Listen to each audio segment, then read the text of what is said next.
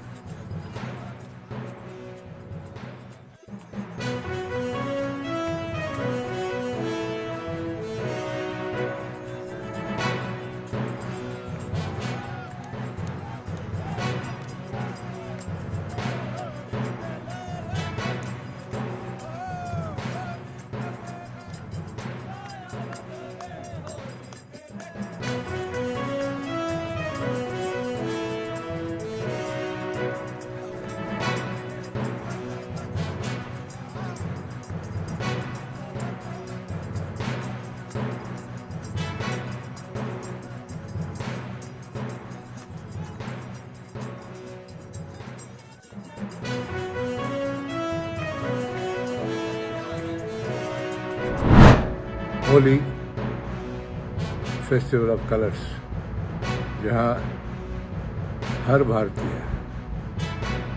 रंगों के साथ खेल के लोगों में प्यार बांटते, यही परंपरा रही है सालों से, सदियों से। मैंने खुद स्कूल कॉलेज में बहुत खेला है होली मेरे हिंदू भाइयों के साथ, बड़ा मजा आता था। अब क्योंकि रमज़ान का महीना है, इबादत का और नमाज़ों का और रोज़ों का ये दिन है, हमें खेलना थोड़ा मुश्किल है। इंशाअल्लाह आने वाले सालों में other than in the month of Ramzan, मैं तो कहूँगा कि भाई हर त्यौहार हर धर्म के लोग हर एक के साथ में सेलिब्रेट करें, खुशी खुशी रहें। एक ही बात याद रखें, रंग खेलने वाले को ना गुस्से से देखिए और रंग खेलने वाला ना गुस्से से रंग फेंके। ये तो पूरा त्यौहार का मजा ही निकल जाएगा। Let us all celebrate peacefully, happily, जैसे हमने हमारे बचपन में, जवानी में बहुत खेला है। बड़ा मज़ा आता था, बड़ा मज़ा आता था। तो मैं भी यही कहूँगा सबसे कि जो भी चीज़ प्यार से होती है, जो भी चीज़ प्यार से होती है अच्छी होती है। एक रिक्वेस्ट है खास खेलने वालों से कि नमाज का वक्त जुमा का रमजान में बहुत ही पवित्र दिन होता है। ಮತ್ತು ಇದ್ರಿ ರಾಜು ಶೆಟ್ಗೆ ಭೇಟಿಯಾಗಿದ್ದೆವು.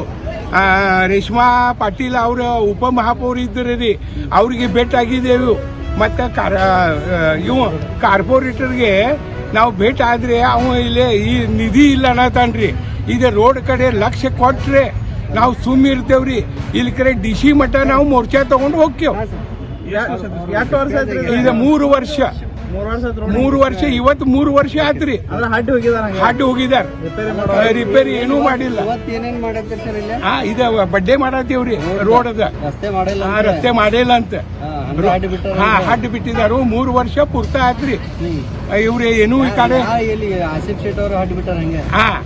ಹಡ್ಡಿದಾರು. ಎಲ್ಲಾ ಮಂದಿಗೆ ಭೇಟಿ ಆಗಿದೇವ್ರಿ. ಕಾರ್ಪೊರೇಷನ್ಗೆ ಮೋರ್ಚಾ ತಗೊಂಡು ಹೋಗಿದ್ದೇವು, ಆದ್ರೆ ಸುಧಾ ಮಾಡಿಲ್ಲ. ಮೊನ್ನೆ ರಾಜು ಶೆಟ್ಟಿಗೆ ಭೇಟಿ ಆಗಿದ್ದೇವು.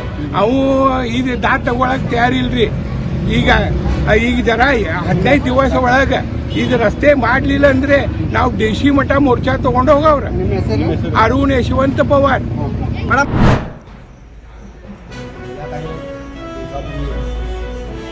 समाज जळगाव आणि आचार्य गल्लीतील नागरिकांचा त्या ठिकाणी भवन बांधायच्या संदर्भात वाद निर्माण झाला होता.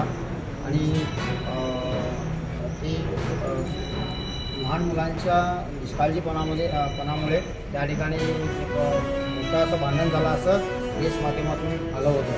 असं त्या ठिकाणी काही झालं नव्हतं. आणि आज या ठिकाणी आम्ही दोघंही मिळून पाटील समाज आणि गणाचार्य गल्लीतील सर्व नागरिक यांची प्रमुखांची काल बैठक झाली.